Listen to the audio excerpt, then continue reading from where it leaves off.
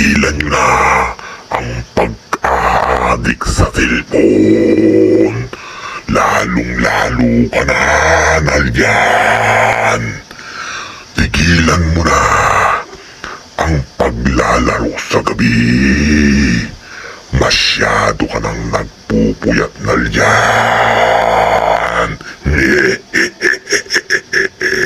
Tigilan mo na yan. Alam mo ba kung anong mangyayari sa'yo?